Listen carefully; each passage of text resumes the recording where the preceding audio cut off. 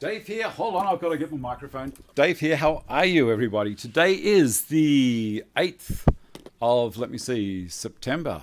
Yes, 8th of September, 2019. Can someone please let me know if the stream is coming through okay?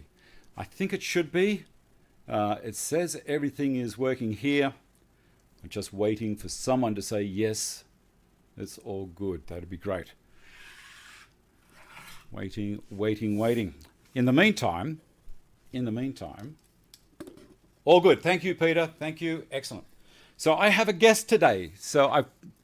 Guest today? Sound like yesterday, doesn't it? Guest today, and Ian Kerry from Valley Heights, Springwood area in the Blue Mountains. Now, if you're a local up this way, you will know of Ian's automotive workshop just across from Bunnings. And he's going to talk to us about chainsaws, whippersnippers, and let me see if I get on this side. You might see a couple of things that he's sent up to us. And he's waiting in the green room, as they say on TV. Anyway, give me 10 minutes and we'll bring Ian in. And also he's got some beautiful Turnip planes. Now, the image at the beginning of the show is one of his planes I took a photo of as soon as he brought it on. So I just got to get a photo of that. Do you like the acetate handles? So it's a cellulose acetate. I think that's what they're called. Anyway, Ian is very much up on all of that kind of subject. Now, also, quickly at the beginning here, I'm still going to talk to you about this guy here because they've still got a few to get rid of. And as I was saying, if you want to, you can buy one of those online. I'll put a link in the description box down the bottom. And one lucky person in Australia will have the option of getting a $500 gift card. Go back to this camera here. So that's a pretty good deal. It's $100 off, plus you get that option if you want. Now, to do that, you'd have to go to the link, as I say, put in the promo code Stanton, and away you go. You'll see it gets added to the draw, and I'll do the draw here on the show. So it's just something, as I said, I saw these being sold off because they bought a container load, which they didn't really mean to buy. And I said, how about I help you get rid of them, and we'll do a little favor for my viewers as well, and away they go. They said, yes, not a problem at all. The next thing, my new lever clamp has arrived, and I haven't opened the package yet. So I'm going to do that on the show because I'm curious to have a look at it, and I'll get one of my Festool clamps out as well, and we'll have a look at that. Kids' birthday parties. Okay, now, I went to one of my grandchildren's. This is a little bit off topic, but it's fun. Look, I've got the sign up here, so don't rouse on me, anyone, for not having the sign. Now, let me have a look here. Where are we? Birthday party. This is one of my granddaughters who is enjoying some rainbow birthday cake, and it was yum.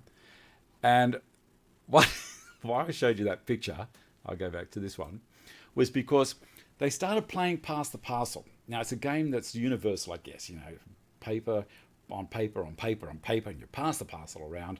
All the kids are sitting there anticipating what's going to happen, who's going to get the next, when the music's going to stop.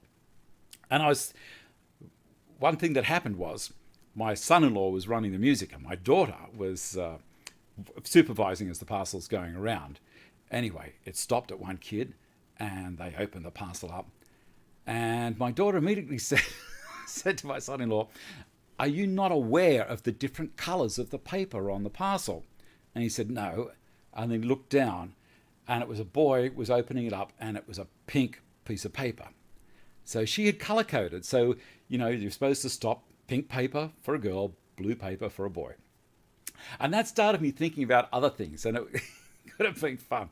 I said to Vicky, how about they start Pass the Parcel, and in this time, instead of having presents all the way through, just have one piece of paper, and the first kid that gets it, that's the game over. It'd be fun. And then you'd have a few of those games during the party, and so all the kids would just change their attitude totally. Instead of, oh, my turn, maybe it's me. They'd all be saying, it's going to be this one. I want the parcel to stop with me. They'd be holding it on, wouldn't be passing along to the other kids. It'd be similar to what we play at home sometimes during Christmas. It's a game called Spoons.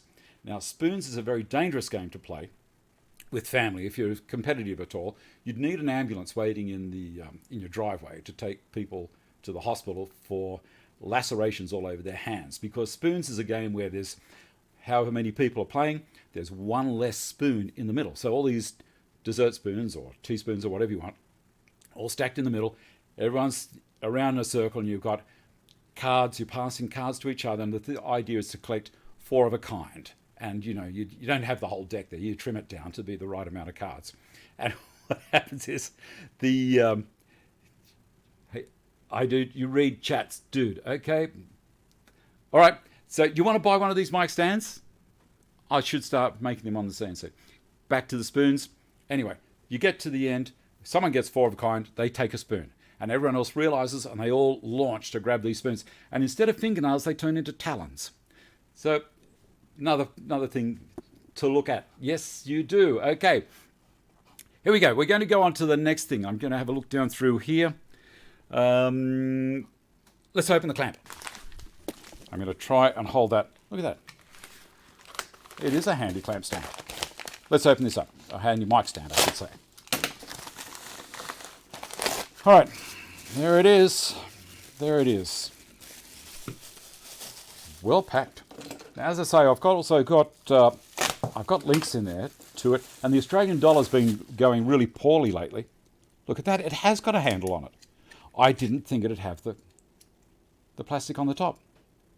Give me a sec. I'll show you the Festa one.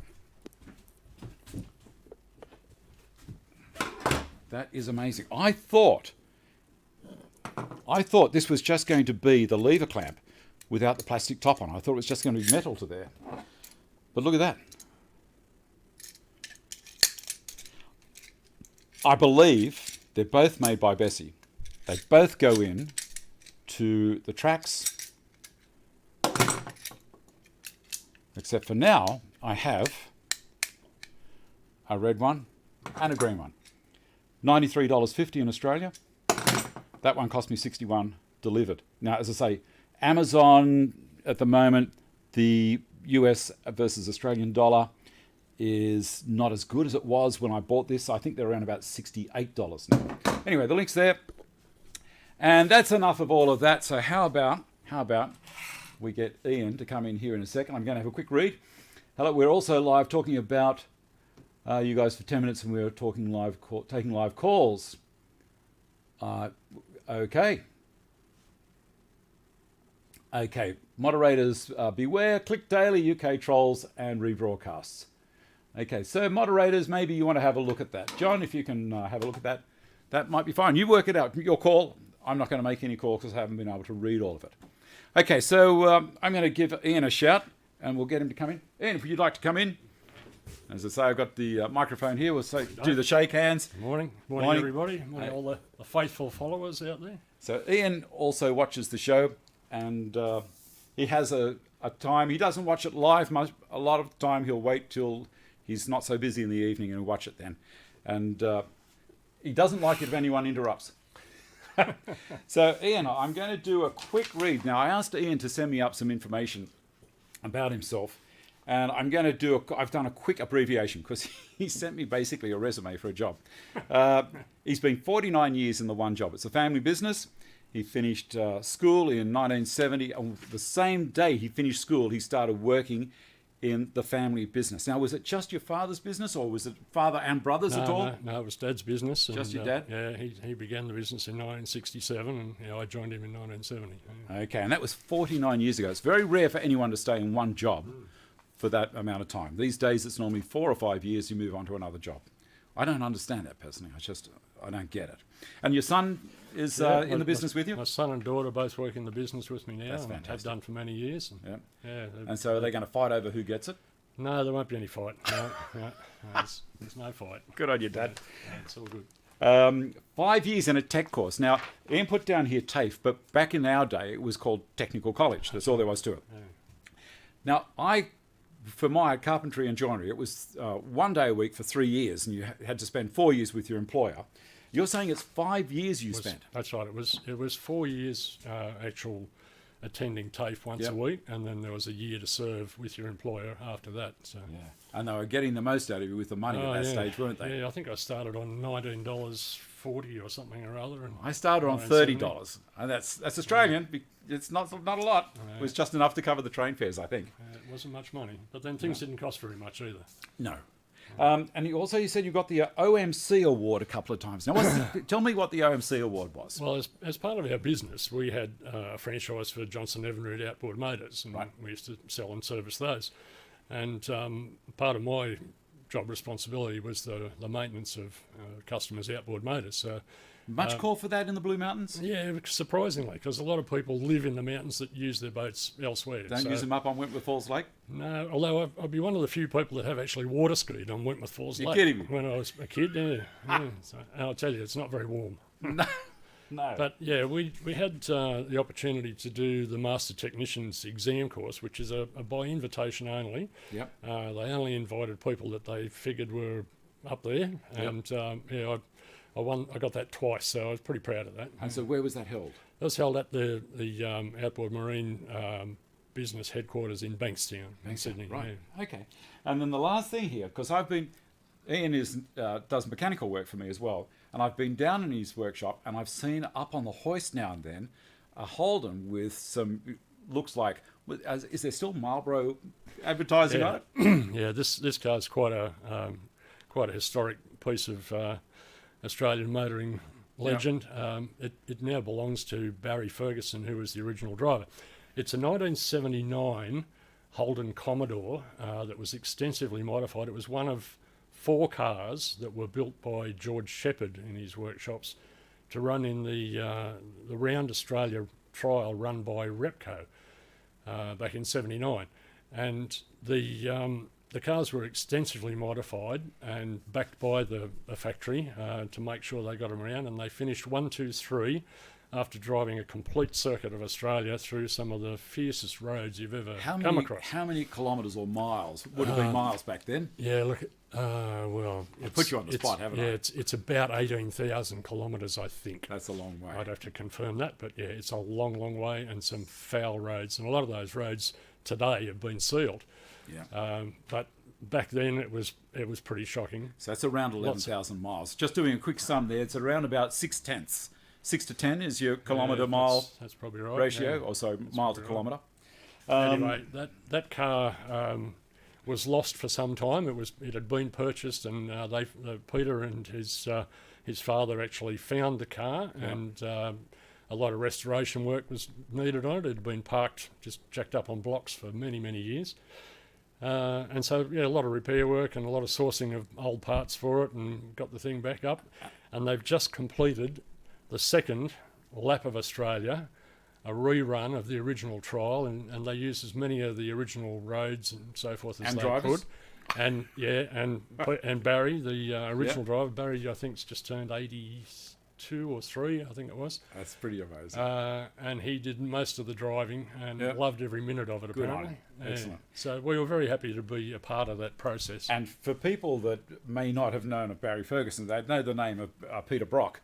Now, Peter apparently came in first in that race. That's right, yeah. Peter's car came first, the 05 car came first, and Barry's car, number 17, it came in second. Peter's car is actually in the National Motor Vehicle Museum at Bathurst, alongside the Bathurst racetrack, which a lot of people would be familiar with. So for people that are also, if you're not aware of Peter Brock, he's a motoring legend in Australia. And I know of Peter basically because of Bathurst, the Hardy Ferodo 500. And it's not really an area where I didn't really think of him too much as far as rally carring, apart from the fact that that's what ended up killing him in Tasmania, wasn't it? That's In a right. rally into a tree. Yeah, in Western Australia. Yeah. Oh, Yeah. it was Western Australia. Australia, yeah. Okay, so that was a tragedy. But okay, so that's a bit of history about this guy. Yeah, so I've done all sorts of things in all sorts of time frames, and love it all. That's excellent. So what we're going to do is Ian's going to show us. What do you want to start with? You want to start with the still stuff, or I was thinking we'd do the trimmer. We'll just do what I'd like to do is just to run through some of the basic stuff that probably everybody knows, but you sort of forget because you just got that limited time frame to use a machine to get a job done, the thing won't start. So I'm going to just run through some of the stuff that we get presented with in the business every day, just the simple things that people sometimes overlook, and things that can help you out of trouble, hopefully. I'd like to break in at this point. Now, Ian was just mentioning to me not long ago about some people on YouTube who have been talking about chainsaws and lawnmowers and things like that and giving advice. And I thought to myself, this is an area I'd like to talk about, but I don't have anywhere near the knowledge or experience that this man here has. So rather than me just talking off the top of my head, which I'm known to do, I thought I'd get Ian in along because we're going for change of season. Hence, we're talking about this stuff. You're going to get a lawnmower out very soon if you're in Australia, if you've got a yard. And I just tried to start my lawnmower the other day and dead battery. That was the first thing with the ride-on. So I've got to get a new battery for that. I tried to use jumper leads on it and they were all mangled because they're a million years old. So I've got new jumper leads coming in as well. So for you guys in the Northern Hemisphere, I'm guessing chainsaw work if you've got a wood fire for heating, or even just yard blowers for autumn, for picking up leaves or yard maintenance of some sort. All right, and let's get started. Yeah. I'll move these. How good is that? I love it. I'm going to play with this afternoon. All right. Okay. Husqvarna has them as battery boxes. I'm trying to read down through. These days, only one manufacturer to be considered. Look at the branding on the T-shirt. What, this? Yeah. We don't do any promotion. No blatant advertising going on here. No, none whatsoever. Yeah. It just happened to be the first shirt that came out of the top of the drawer. That's all. So is this. I haven't seen this shirt for years. Okay, fire away. Right, so what I brought up today... I'm going to tip the camera down a little bit, yeah, sure, so that we can see what's going on. I brought along today a hedge cutter, a chainsaw and a small line trimmer. I brought nice new ones because I didn't think David would want to have greasy, dirty old machines all over his lovely, pristine workbench. So hold on to that, Ian. I'm going to get a Stanton bench to elevate that saw. How's that sound? So I talk about blatant advertising. No. There we go. This will put it up a little bit higher so we can see what's going on. There you go. Pop it up on there. Excellent. Look at that. So you've got a hole for the mic. Yep. All right. We'll try that. See how it goes. Okay. So yeah, I'll just run through briefly some of the basic points. And the things everybody knows about these things, but sometimes you forget. You've got a limited time frame to get a job done. The thing won't start. What do you look at? Well, one of the first things that we find is a major problem, and it's become a bigger problem these days, is fuel. In Australia, we have totally unleaded fuel. There's no leaded fuel anymore. It's all unleaded fuel. But we have the advent of ethanol additions into fuel. And ethanol, and these guys, is an absolute no-go zone. It'll tell you in the owner's manuals, yes, you can use it, but there's provisos, and look, it's just so hard. Yep. There are so many things that you've got to do. It's just not worth the trouble, and it's been our experience that you're better off to avoid it and go with fuels that don't have an ethanol base. The big problem with ethanol is that it absorbs moisture, and these guys, unlike motor vehicles, these guys are vented to the atmosphere. So they can absorb moisture from the atmosphere into the fuel, right, and that'll then cause you problems. But also the ethanol has a bad effect on carbureted diaphragms. Rubber seals. Yeah, sometimes the neoprene seals. To a lesser extent, fuel hoses. Fuel hoses these days are now pretty much tolerant of ethanol. But yeah, there's lots of problems with it, and you're really best to avoid it. Well, that could be the problem with my ride-on. Yeah. It's full of it. The other thing, E10. In Australia, we have, with the fuels that they produce here in Australia, we have summer blends and winter blends, and they have different octane levels, different additive levels, I should say, for those seasons. So the fuel that you buy in summertime can be a different formulation to what you buy in wintertime. And if you're trying to use wintertime fuels that are slightly more volatile in summer, you can have vaporization issues and all sorts of things. But the biggest problem that we find with two-stroke engines and two-stroke fuel is the very limited life of two-stroke fuels. Now, once you mix any sort of lubricant with fuel, it begins an oxidisation process that breaks that fuel down. It reduces the burnability, if you like, of that fuel. And after probably 3 months from the date of mixing, that fuel has lost its best in terms of what it will do, and also it loses its ability to lubricate the engine. Okay, so you're going to suffer wear in your motor if you. So what's your advice if you've still got half a can full of two-stroke fuel? What do you do with it? Well, the first thing, be proactive. Only mix up what you need. Right. Just if you're only going to be using machines, things like a hedge cutter, where you're not using a hedge cutter on a daily basis in a domestic situation, just mix up enough fuel for what you need for that machine. Or if you've got a number of machines, and hopefully you've got a whole shed full of steel machines, mix up sufficient for the season or for a couple of months, and try and use that fuel up and make up a fresh batch. We've just had a comment there from Janice saying light the fire with Light it. the fire. Oh, not my fire, Janice. No, nowhere near my house with that. Oh dear. Old fuel is a bit of a problem. We always make a habit in the shop of draining the fuel as part of a service process. Yes. We drain the fuel out of a machine, clean the tank out, and that's one of the things that I was going to get to with that. Nearly all two-stroke machines have an in-tank fuel filter. I can't take this one out easily, but there is a little flexible fuel hose in the tank.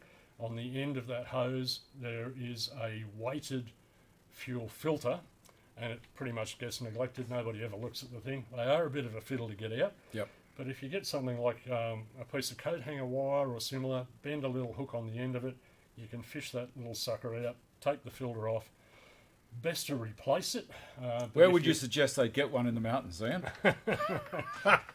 Well, it's the sort of thing that's probably not a bad idea to have a spare one in your kit if you carry. You got plenty in stock, have you? Oh yeah, we got heaps. But that filter is often neglected, and that's something we always, as part of a normal service, we always check those things. But it's something you guys can do yourself. It's an easy thing to do. I don't recommend blowing them out. The filters on stills in particular are a relatively complex arrangement. You look at the outside of it and it has a very, very fine micro screen type of arrangement. But inside it's got some sort of a synthetic filter block, and that becomes progressively impregnated with rubbish. Like a charcoal of some sort? No, it's not a charcoal. No, it's actually like a white synthetic material. Yeah. But I was basically saying on the same principle as charcoal absorbs, and you have to get rid of it eventually. That's right. It closes up. It's a filter that no amount of blowing will get it clean. Yeah. And so therefore the machine struggles to get sufficient fuel through, runs lean, can do damage to pistons and so forth. So there you go. That's that part. So the fuel's really important. Fresh fuel, and with your fuel too, if you're going to be putting the machine into storage at the end of a season when you think you might not be using it for a couple of months, drain that fuel out, start the machine and just let it run until it stops. Use up all the fuel that's in the carburetor. Yeah. No fuel left in the tank, and that will make it so come start of the next season that the machine's got a much better chance of going. That's a good idea. That is good. One of the guys was just making comment that they buy a pre-mixed still fuel. Yes, yeah. We still have had motor mix now available for some time here in Australia. There was quite a few problems with getting it in the marketplace initially because of storage licenses and so forth, but yeah, most of the dealers have got that on board now, and it has an extended life. As Stephen rightly says, 3 to 5 years, and cool. We haven't had it long enough yet to know if that life is accurate, but we're not having any. Is that like a shelf life, or as in the machine that's exposed with the seal on it as shelf life, or in a machine you say it might be able to absorb moisture from the atmosphere at all, or not? No, well, it's not a fuel that will absorb moisture. Okay. So it's shelf life of the fuel in the can, and yeah, as I said, it hasn't been out long enough yet for us, but to have evaluated completely. But I'm sure still would have done their homework before it was released. I'm going to ask a quick question. Yep. Of the viewers there. This position for the microphone, are you able to hear me and Ian kind of equally? Is it loud enough, or are you having to turn it up at all? If it's not, I'll go to the manual situation or I move it around. But Okay, so we got. So that's good. Brian Shaw's just asked whether or not we should change the plug in storage as well.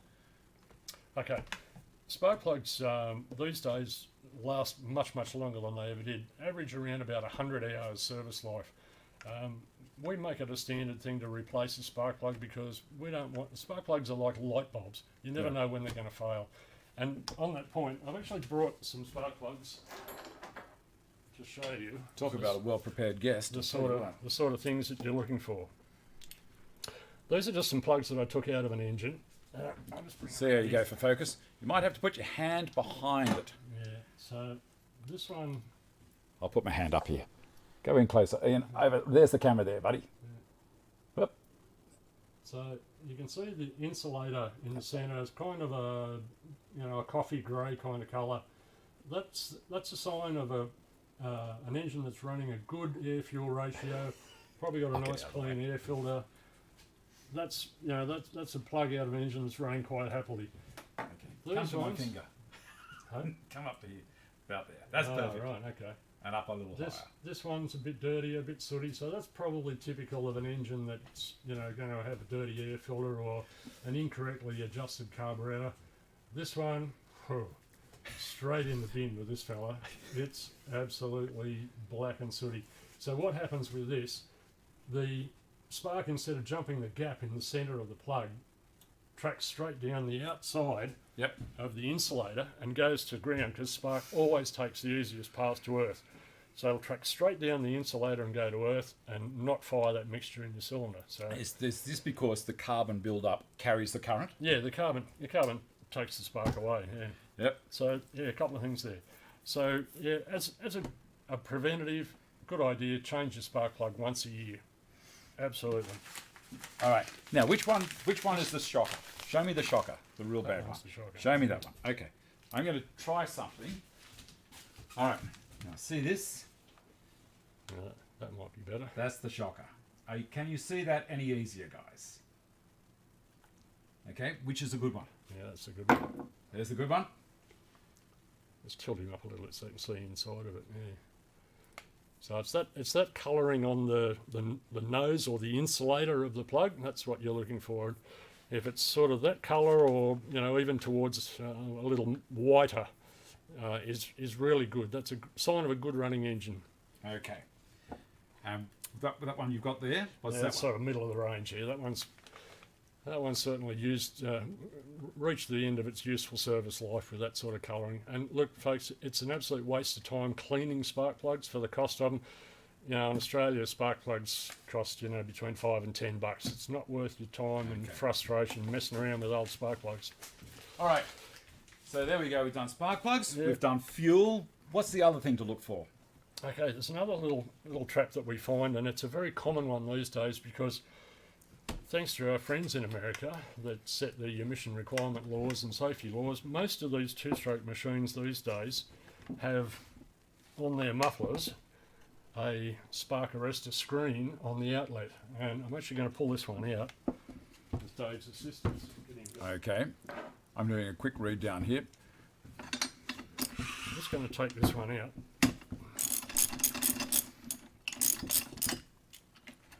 These guys are on the outlet to the exhaust, and they're put there to stop bits of hot carbon flying out of your engine and setting fire to the backyard or the bush or wherever you happen to be using them. Yeah. This. We're going to hold that up behind. Yeah, I'll get that. Okay. Higher up. So that's the spark arrestor screen. That's the outlet. Screws into the muffler, and these take various forms.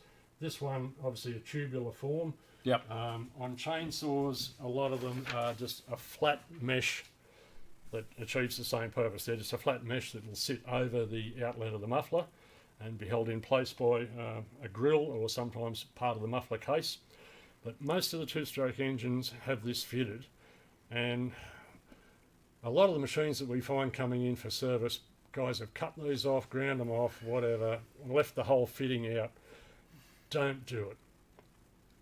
These units form an integral part of the tuning of these engines to achieve optimum power and optimum durability.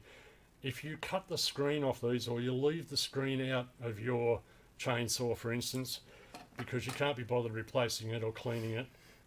It has the effect of allowing the exhaust to run out of the engine too easily, and that can make the machine run lean, and subsequently you end up with Burn the piston? piston damage. Is that similar to a two-stroke motorcycle where they've got a baffle in it to keep the back pressure on the motor? Yep, that's right. It's exactly the same. Okay. Yeah.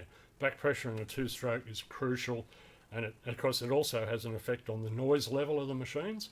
So if you've taken that out, that machine is going to make a hell of a lot of racket compared to when it's installed correctly.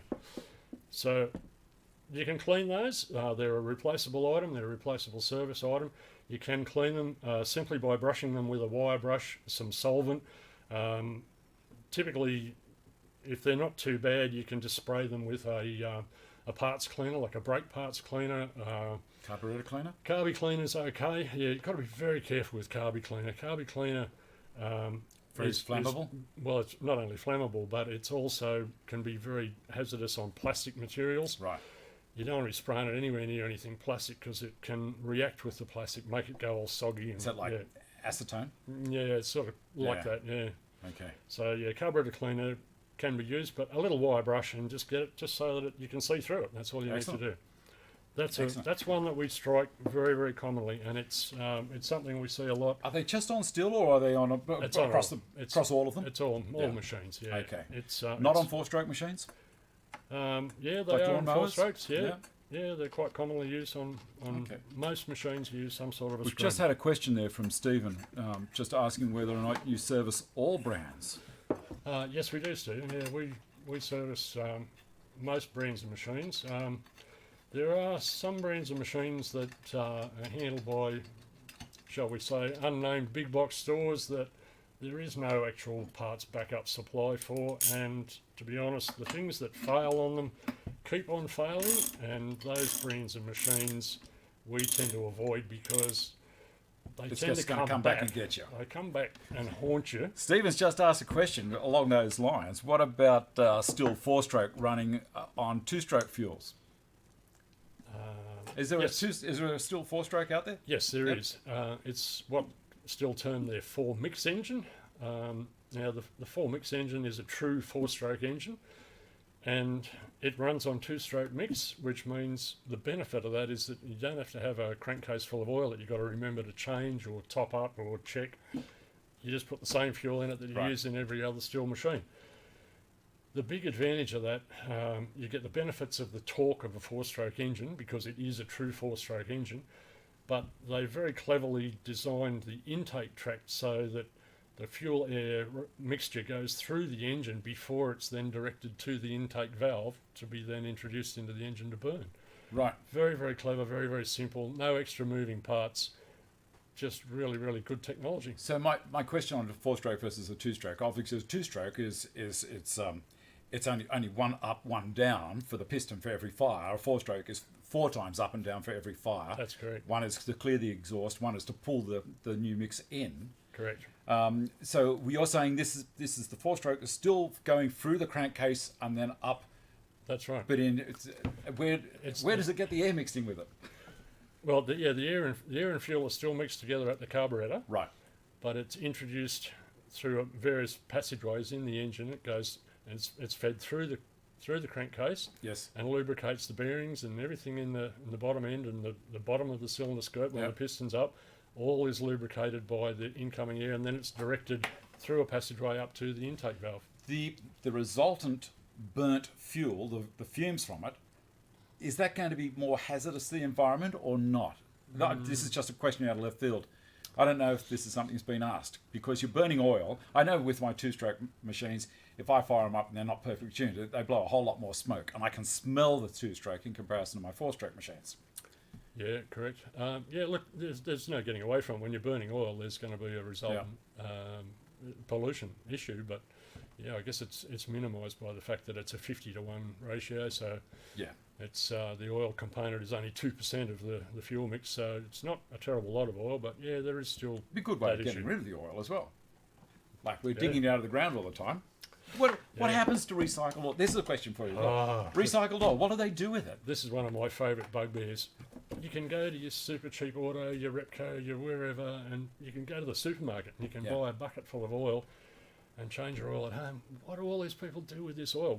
We as a licensed repair shop, we have a requirement where we have to account for waste oil. Yes. We have to have it documented that we've had so many litres of oil collected by whoever it is on whatever date. We have to account for that, but Dave Stanton, who changes his own oil out here in the workshop, I don't know where his oil goes. Pour it down the sink. No, I don't. What I do with mine is I take it to the tip where they take paint as well. So they take paint and second-hand oil. Yeah. So I don't know what they do with it from there. No, I would imagine it's taken by a licensed contractor. Yeah. And I would hope that everybody does the same thing, because there's no compulsion to do that. Now, it just worries me. Shot it in the big bin and see you later. Yeah, but and how many people just take it down the back block and tip it in the bush? Yep. Oh, it's frightening. Anyway. Yeah, put it in your neighbour's bin. Don't worry, put it in your own. Okay. So that's a bit of basic there. Obviously, with a hedge cutter, you've got your blade system here. These, whoops. Yep. What's the best way to lubricate these? That's all right. Carl's fine. The blades on a brush cutter need to be lubricated externally. Hedge trimmer. Hedge trimmer, I should say. That's all right. It's been 49 years, Ian. Yeah. You know, I didn't sleep very well last night. The excitement. It's like being in Santa's toy room, you know? I was like the same. I was waiting for you to come up. I couldn't believe it. Okay, so the blades on a hedge cutter have no automatic oiling as they do, say, on a chainsaw. So it relies on the operator putting some lubricant on there and still make a very good product. And there's various proprietary brands of spray you can use on them. One that's available here in Australia that's very good is Lanox. It's a lanolin-based spray, very good for hedge trimmers. Leaves a heavier film, a soft film, which doesn't evaporate away like WD-40 and those sort of things. WD's better than nothing, but it's not going to be any good for the hedge, though, is it? No, well, that's the thing. I was going to say, lanolin's not too bad. Olive oil, but I have used linseed oil, and what happened was, I'm an idiot. I put linseed oil on it and used it, and then I went to use it the next time, and it set. It was like glue. That's right. I couldn't believe it. So, bad move. So, olive oil, would that do? I've never used it, but yeah, probably would if you had very sensitive. I'm just thinking of oils that have got a high ignition temperature. So I know that different plant oils have got a higher, like peanut oil, I think has got a very high ignition temperature. And that would probably be, because this would get warm, wouldn't it? Oh, it gets a bit warm, but yeah, it's not too bad. Not too bad? Okay. You cut your pizza up with it when you finish. These blades can also be sharpened. We have a device that... they can't see it down there, Ian. Oh, sorry. That's all right. Yeah. We have a device that can sharpen those blades. It's a very labour-intensive operation. Obviously, the blade, if it's kept lubricated, the thing will last for a long time and it will stay sharp, unless you happen to find that piece of chain wire fence that's buried in your hedge, or that steel star picket post that somebody put in there 25 years ago. Yeah, they don't like that.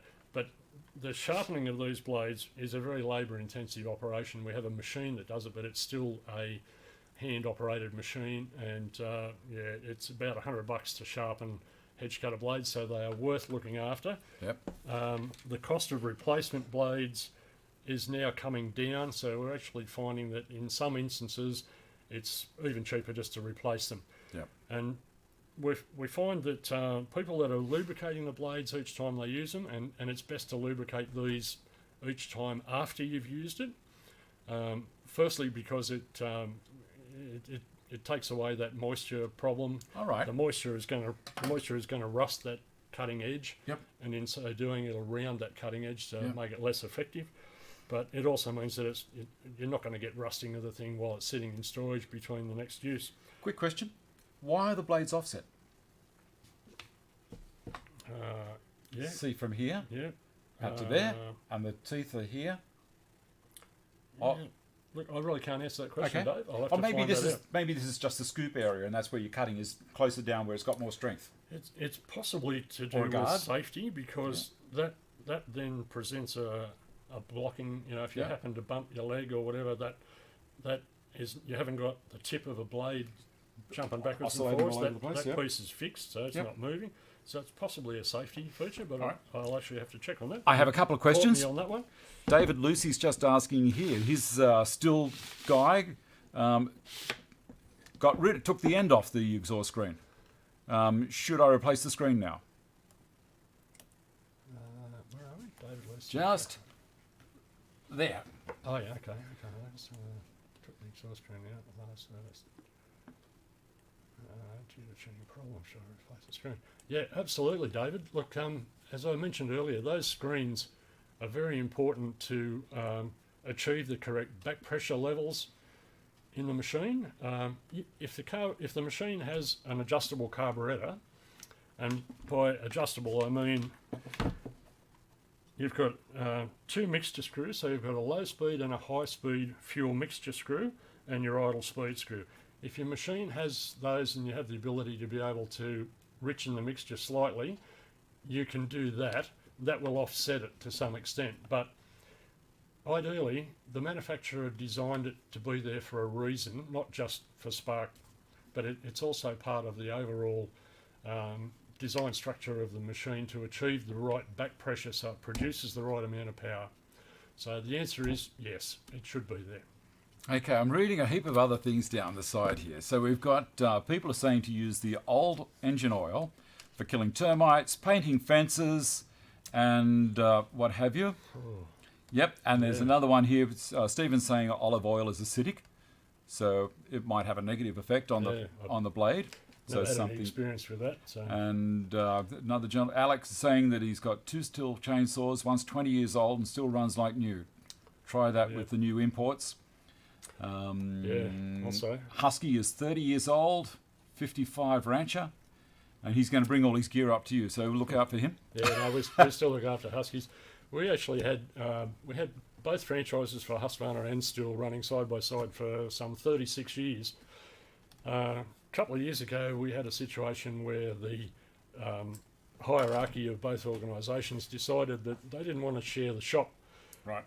with another manufacturer, which we didn't see any sense in because everybody sells multi-brand. Carbatec sell multi-brand. Yep. Harvey Norman sell multi-brand. Everybody's got multiple brands. They wanted to go specialised, and we were forced into a situation where we had to make a decision one way or the other. Yep. When we had a look at the numbers, 85% of our customer base were still owners. Yep. It was a no-brainer. So you've still got But- still. But look, I take nothing away from Husqvarna. Yep. Husqvarna's a great product. We would still have them, still no pun intended. Oh, come we on. would continue to have them Yep. had these people not, got on their high horse and Yeah. got all stupid. And so about it. they probably ended up shooting themselves in the foot. Well, they kind of have because look, it's like so many things. You get people come into the store that will buy a Husqvarna and they wouldn't touch a Stihl or vice versa. Yeah. It's it's just Yeah. and we didn't miss out on a sale. I experienced that a lot. Yeah. Yeah. So there you go. All right, what have we Yeah. got next? One- Because we've one got last come thing. up to 1:45, so we haven't got too much time left. Oh wow. Yeah. Well, one last thing, Yep. the air filter. Air filter on every machine, very important. This one simply pops out. They're a chuck away item. They're about $5. You don't mess around with them. Yep. Used to clean them, but look, to be honest, you just chuck them away and put a new one in. That's something that's very important on all machines. Have a look at that one too. And that pretty much covers the basics on that. Cool. Man, we're going to run out of time. I can't believe it. Yeah. Somebody around here talks too much. Yeah. Oh, well. Okay. So, recapping, we've got old fuel. Don't use ethanol fuel in lightweight machines, especially in older cars, because anything that's not a fuel injected system, is that right, Ian? Would you say anything that's got a carburetor in it, don't use Z10? Any outdoor power equipment, Yeah. What about vehicles? Motor vehicles, not such a problem. Some of the really old cars, like Yeah. go back 25 years maybe. What about my old car that I just got? No, it'll be fine. Yeah, Fine on motor E10? fuel's fine. In ethanol fuel, as long as the manufacturer specifies you can use ethanol fuel in it, it's fine. Well, no on the problem. cap, when I opened the thing up the other day, it says use high or use premium or whatever Premium, fuel. Yeah, okay. So I don't know whether they're just saying use that to make their vehicle perform better and feel as though it's got a lot more horsepower under the hood or not. I don't know. Some vehicles, the octane requirement of the vehicle is such that you need to use a high level fuel. Right. and I don't think it's to do with the compression ratio of the engine. Right. So if you've got an engine that's got a high compression ratio, it needs to use a high octane fuel. That's the relevance of it. Okay. So All right. Well, yeah, I'm going to have to stop being tight on it, aren't I? All right. Let's hook in. What else have we got? Chains. Let's have a quick look at the chains. Yeah, chains. Just wanted to Look at talk this. about a couple of things. How good is this guest? Couple of things there. This is for you guys in the Northern Hemisphere. Yeah, with chains, various chains, people come in and say to us, what sort of chain do I need? Yep. You know, or they come in and say, oh, I want a chain from a saw. Yeah, that's great. What sort of saw is it? It's a steel. Oh, let me tell you, it's a grey one and an orange one. How about a model? What sort of chain do you want? People have no idea what sort of things their saws are fitted with. So there's a few differences. In the chain cutter, you've got a chisel type cutter, or what they call a semi or micro chisel cutter. The chisel cutter is got a very, very square format. You can see looking at the back of the tooth. You'll see it's got a very square profile to it. Okay, and semi chisel, it's got a rounded profile. So this area here is rounded. The difference with these two is, I think they'll see it all fine from this distance. yeah, the difference with these is what we call the undercut angle, and I can show you better on this guy because it's a little bigger. Now, how long have you had that for? This is tied into what I was going to talk about next. This came from Turner Industries, who made at the time Turner Atkins saw chain. It's no longer made. The Turner company was wound up in 1970, but this was given to my dad, who started the chainsaw business back in the late 1950s. This was given to Dad when he went to Melbourne, helping the engineers who actually developed the saw chain. They had a problem with the rivets on the saw chain snapping, and he went down and helped them reorganise with some testing and so forth, and they improved the chain enormously. But we've had this in the business since the early 1960s, and it's a great demonstration piece because it shows you the various angles and what you need to do. This chain is what the class is a semi-chisel, so it's got the rounded profile there rather than a square profile on the corners, and it's much better for general cutting and all-round wood where you're cutting firewood and that type of thing. It'll hold its edge longer, doesn't cut quite as fast. The super chisel chain, because of its profile, cuts much faster, but the downside of it is that it doesn't hold its edge as long. Yep. And this point of the chain will tend to dull off very, very quickly. Okay. I could probably go into another whole show on sharpening chain. We might have to get you back on that. We might have to come back another day because we're running out of time. Okay. All right. What's the next thing? Now, the Turner planes. Yeah. All right. Let's go to the Turners. I'll move these out of the way. I have a bit of a connection with them because Turner has been something that the Turner name has been something that I've been involved with all my working life because Come in closer to the mic. because I began work the very day that Turner Industries closed down, and we had thousands of feet of saw chain in stock, and I've still actually got a couple of reels of it down at work of a size that we don't use anymore.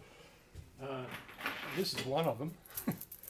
This is a chain that's no longer manufactured. This is a 9/16 of an inch pitch chain. It is enormous. You can see by the size of those cutters. So 9/16 is nearly 3/8 of an inch, isn't it? Oh no. 9/16. That's more than it. It's not nearly 5/8. Halfway between half inch and 5/8. So that's 9/16 would be close enough to 13 millimeters. So anyway, I developed an interest in woodworking tools, and I've sort of collected all these bits and pieces about Turners. This was something I picked up on eBay, which is a bit of a prized possession, bit of a sales card for a hardware shop probably that sold Turner planes in the day.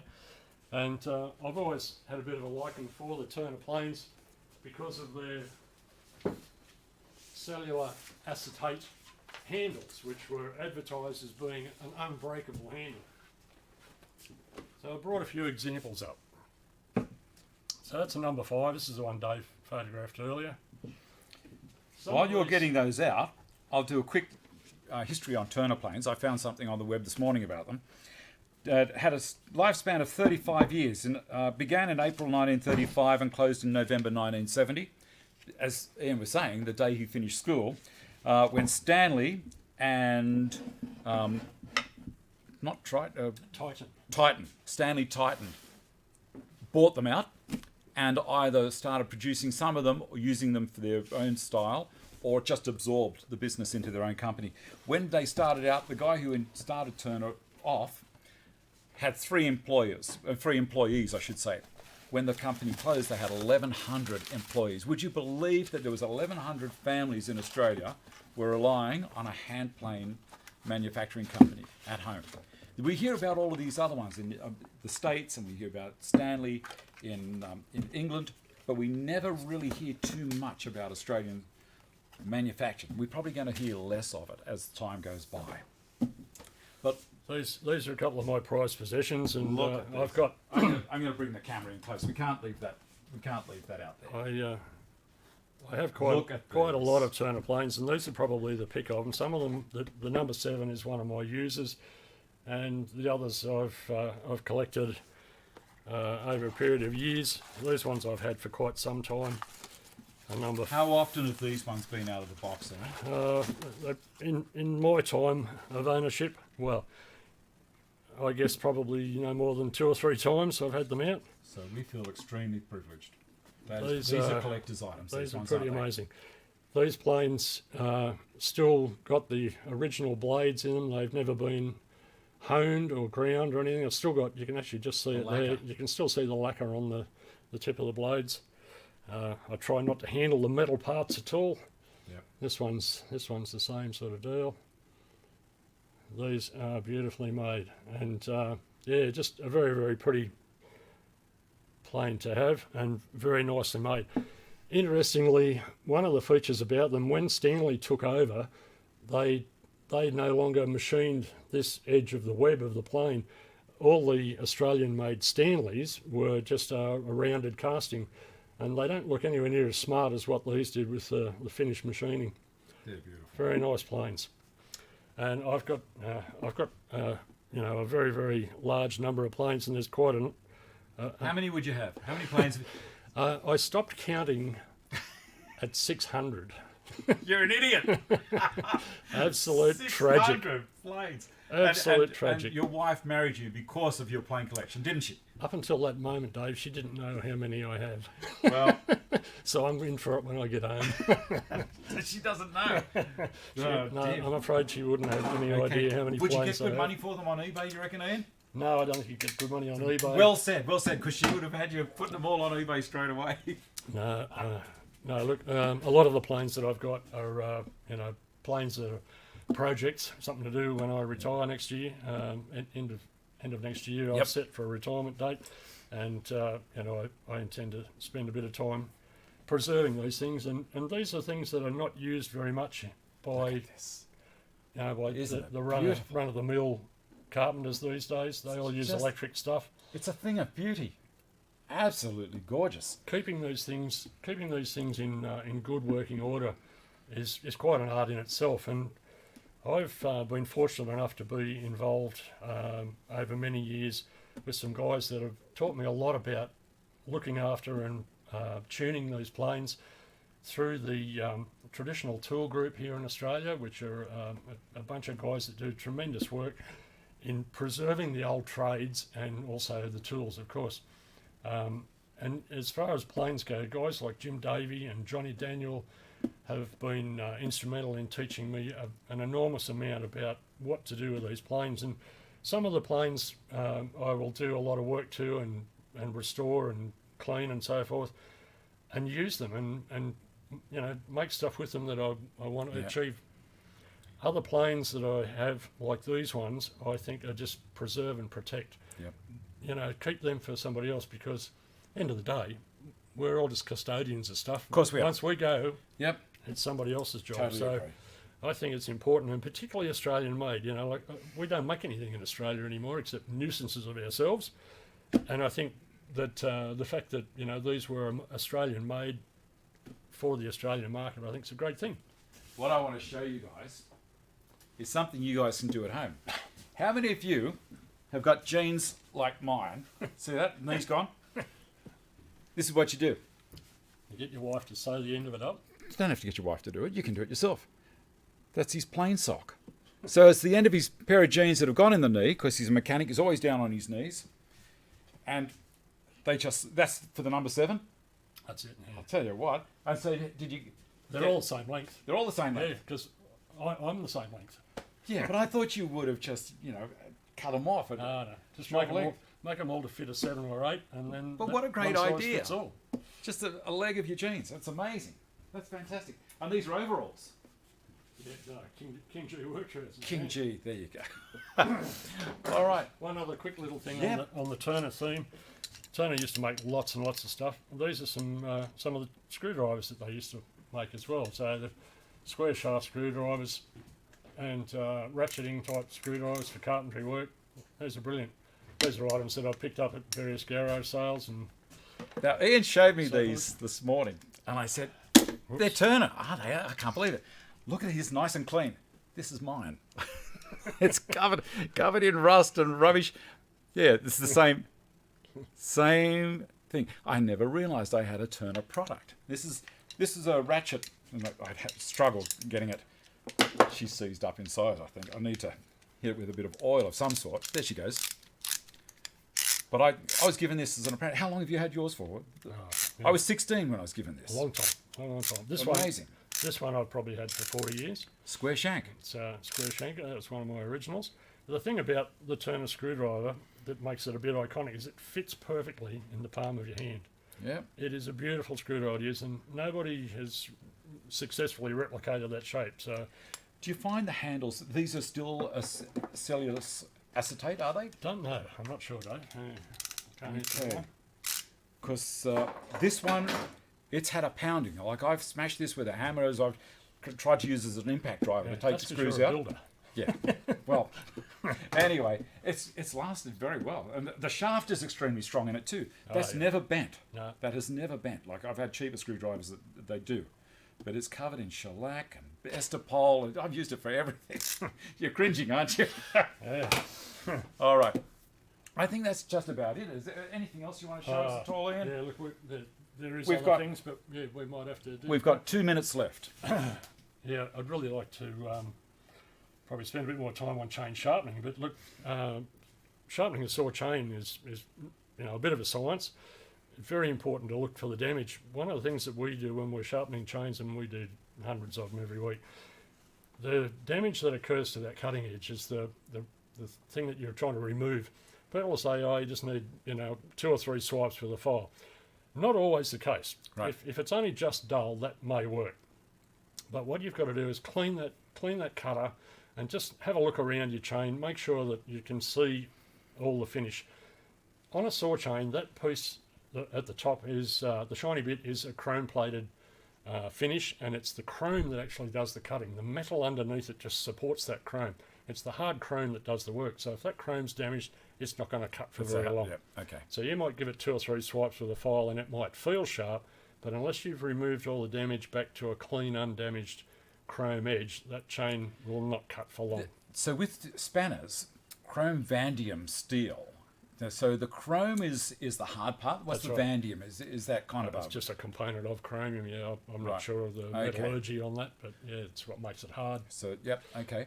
But yeah, removing enough of the damage to that cutter is the secret to success, and also making sure that the difference in height between the depth gauge and the cutting edge is maintained at the correct height. Typically, it's around 25 thousandths of an inch or 0.65 of a millimetre difference in height. And the reason for that is, as that's passing through the wood, it works in much the same way as a wood plane does.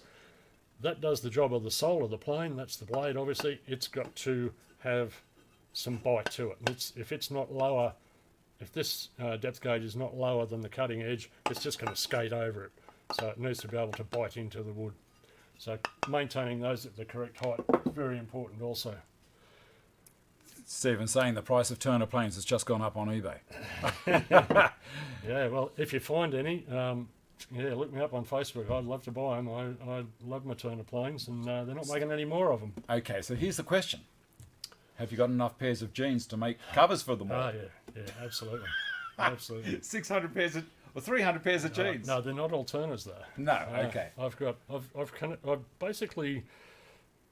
a few odd ones, a few American planes, or quite a few American planes, but I've concentrated on Australian made because they are not making any more. Yep. So I've got the Turners, I've got their predecessor, the Falcon Pope, I've got Pope, and I've got Falcon, and You haven't shown this one. and the Carters. Yeah, Look at this. I think if Jim Davey, if you're watching, I know you've just fallen off the lounge because I know how much you hate these things. But they are quite a challenge to get working. They were very, very crudely cast and fairly roughly made. But yeah, I've got a bit of a soft spot for them. And yeah, this one runs off a pretty nice shaving. And I've got quite a few Carters that I've poured an inordinate amount of time into to get them to cut nicely. And they're just a curiosity, and they're something that were made in the late 50s because imports were very, very hard to get. There wasn't anybody making them. And so these guys jumped in. These were made not far down the road from where Dave works at Carbatec in Auburn. These were made in various plants around Parramatta and Granville. And yeah, I'm going to do a close-up on this plane for you. present a bit of a challenge. So I'll bring it up closer, and we'll put that behind it. So I've got to cover the workshop sign coming closer. So that's going to give you a bit of a better focus. Slowly running past. It is so hard at the moment to get the focus correct on this because it's finding absolutely anything in the workshop to focus on. One quick thing about these Carter planes, the iron or the blade is very, very high quality steel, and they're a little bit thicker than the blades on Stanley planes. So if you guys are ferreting around in sales or markets or whatever, and you see one that's got a good blade in it, grab it, because those blades hold a very, very good edge. They're an excellent blade, and you can use they fit in any of the Stanley type planes. So yeah, quite a good thing to keep an eye out for. But yeah, they're a bit of a challenge to get working right. You can come back out now, Jim. Okay. All right. I think we've come up to it's just gone past 12. I'd love to thank you, Ian, so much for bringing all that stuff up. It's been a pleasure. It's such an eye opener for hand tools, and so many people wouldn't know of Turner planes, which that they're works of art, and the information on what to do with chainsaws and hedge trimmers, and Ian's also got a line trimmer down there, but we just aren't going to have time today to talk about it. I try and mix the show up as much as I can. As I say, last week we did a little bit with the CNC, even though we had a massive fallover with technical problems. And if you're interested in what happened there was an update on my machine, on my computer, and it dropped the license key that I have to type in for my software to be able to talk to communicate. Not commute. I'm showing my age more than Ian is. With YouTube, also YouTube has a world clock, and Australia at the moment is kind of going through these change of seasons. We're coming up to daylight savings soon, and that's all there is to it. It was saying past when it was should have been on the O clock. There was a whole heap of things just went wrong. I spent a lot of time during the week trying to resolve all of that. I think I've got it right. And for people that weren't watching last week, the 22nd of November is the date that I've been given for us to go to NBN. I will be going to the highest rate possible, and I'm fingers crossed that it's going to work well. Ian has just gone to NBN with his workshop, and we did a quick test the other day, 18 meg up per second. Yeah. Now, an interesting thing with that, megabytes and megabits are a different animal. So megabits, there are 8 megabits in a megabyte. So for communication, for upload speed or download speed, they're talking in megabits. So a very rough way of doing it is divide it by 10. So if you're getting, let's say 100 megabytes down, it's basically, going to, oh, I've stuffed myself up there. It's not 100 megabytes, it's 100 megabits. So it's divided by 10, it's going to be closer to 10 megabytes of actual data that's going to be coming down, not 100 megabytes. Different animal. So there we go. That's about all of it. I'm hoping everyone's had a good week, and that going forward next week, you're going to have a great week. And look after yourselves, be nice to each other, and I will get this one ready over here. I think I've gone through everything. There we go, and that's the lot. So it's goodbye from me. And goodbye from me. Goodbye from him. Thanks for having me at your house. See you later.